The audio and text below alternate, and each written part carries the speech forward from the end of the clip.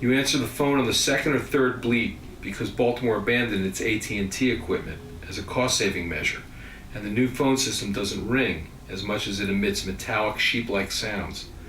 If a police dispatcher is on the other end of the call, you write down the address, the time, and the dispatcher's unit number on a piece of scratch paper or the back of a 3x5 pawn shop submission card. Then you beg or barter the keys to one of a half dozen unmarked Chevy Cavaliers, grab your gun, a notepad, a flashlight, and a pair of white rubber gloves, and drive to the correct address where, in all probability, a uniformed police officer will be standing over a cooling human body. You look at that body. You look at that body as if it were some abstract work of art.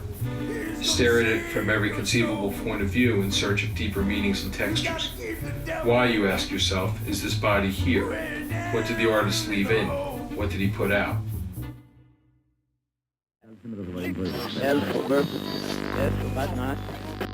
We very much wanted to create a story arc in which viewers were encouraged to contemplate drug legalization or drug decriminalization. All of what we did in all of those seasons was we tried to provoke an argument.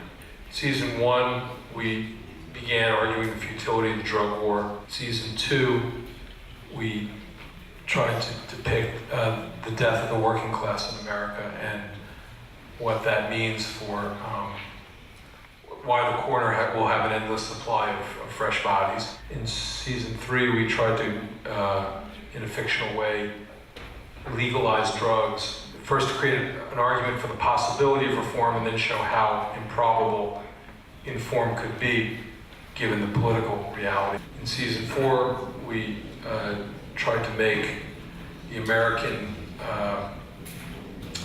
myth of equality of opportunity appear as the lie that it's become. In the last season, we tried to suggest that if you were waiting for anybody to blow the whistle on it and say this is all very untenable, you'll be waiting a long time because our media culture has imploded. And that was, and we hope to have an argument after every season. And nobody argued very vociferously about anything other than why did you have to kill Stringer Bell and who was cooler than Omar. Except at the end of the last season, the journalists argued that we were being unfair to journalists. It's all good fun when you make fun of politicians and police commanders, but when you suggest that journalists might not be doing the best job possible, you can have an argument. The Wire is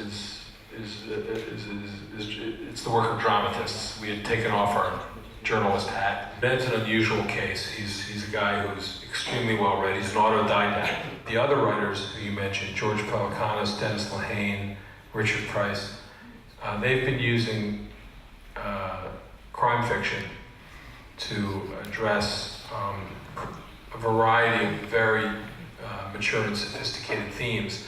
And you can't help but read their work and not think that they would have been right for what we were trying to do with The Wire. They were the best hires we could possibly make. We sort of created those parallels as a fictive device. It was a storytelling for The Wire. Our argument was that the drug war was self-defeating, and that both sides, law enforcement and the sort of criminal subculture, had lost themselves in a meaningless and attritive contest that had no viable winners. We at least were honest in one sense. We didn't put it in the show if it couldn't have happened. Some things in The Wire did happen. Some things didn't happen but could have happened. And a few things were said to have happened, but we could never quite prove it, but we showed it anyway.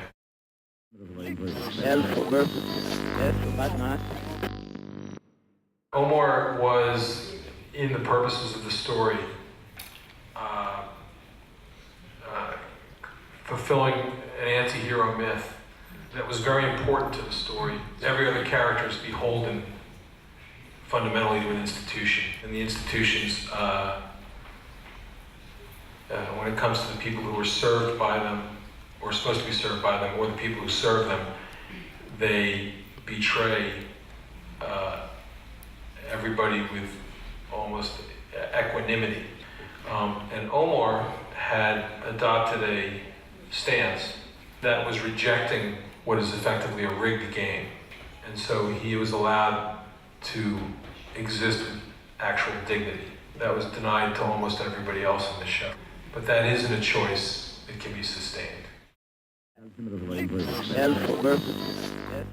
When the books came out, they did okay in the U.S., but that was it. You know, it was a work of narrative nonfiction. They don't sell particularly well. It's not like a novel, or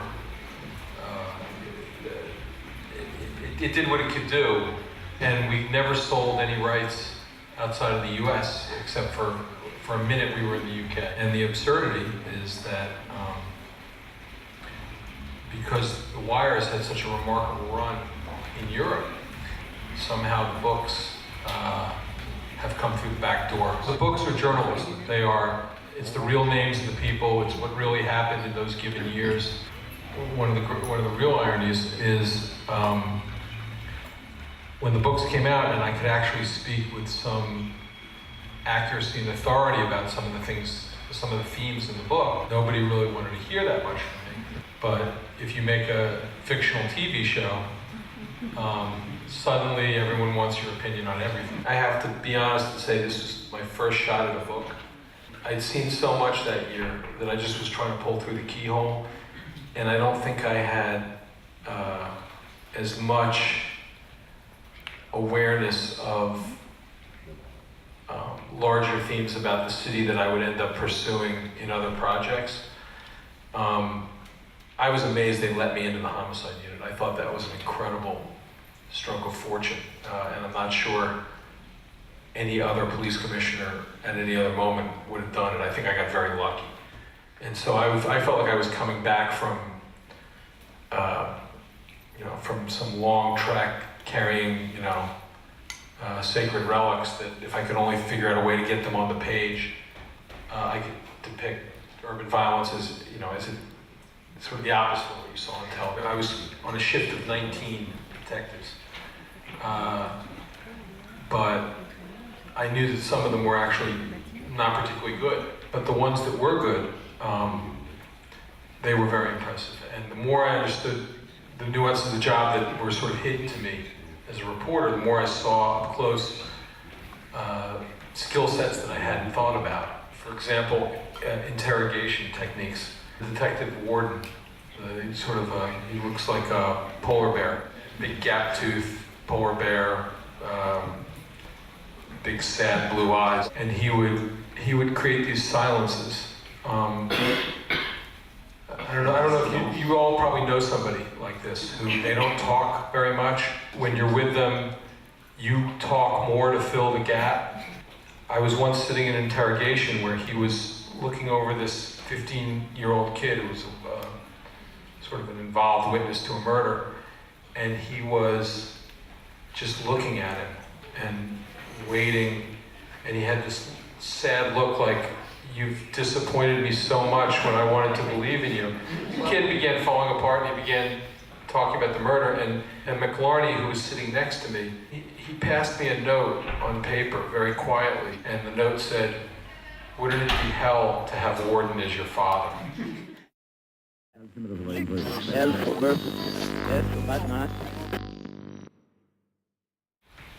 You make yourself the butt of the joke, which is a very good interrogative technique. One of my favorite characters in the book is a detective sergeant named McLarney. He is a philosopher king, and he said to me at the end of the year, he said, "What you had going for you was that the detectives have been together so long and we know each other so well that we're bored with each other." So he described it as we were a room full of cats and they threw a little toy mouse.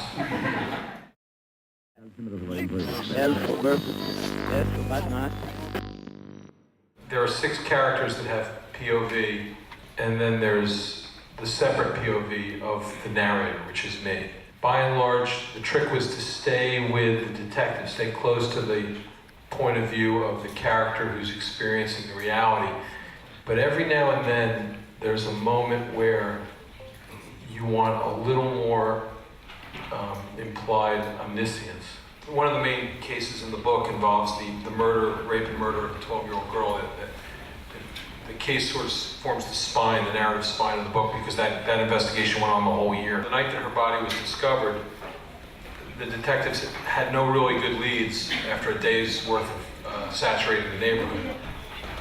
They went up to the neighborhood and they were rolling around again with no real plan, and they decided to go jack up the drug corners near where the girl's body was found. And that's a low-grade move, because a rape murder doesn't really go to the drug corner. It's a lone predator type crime. So they were grasping at straws. And while they were on the corner, one detective, Eddie Brown, came out of a carryout, a liquor store, and a corner guy was walking in, and he tried to sell him drugs. And then about 40 minutes later, when they were in the alley where the girl's body had been found earlier, they saw a huge rat, and it backed up a cat. It made the cat run away. So if you stay with the detective's point of view,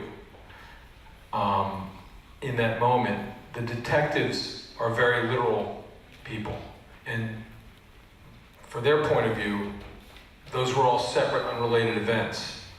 The murder of the little girl, somebody trying to sell Eddie Brown drugs, the rat packing up the cat, they were all non sequitur. But to writer boy, if I give myself a little point of view, and if I cheat a little bit, then there's a metaphor in there for the unnaturalness of the entire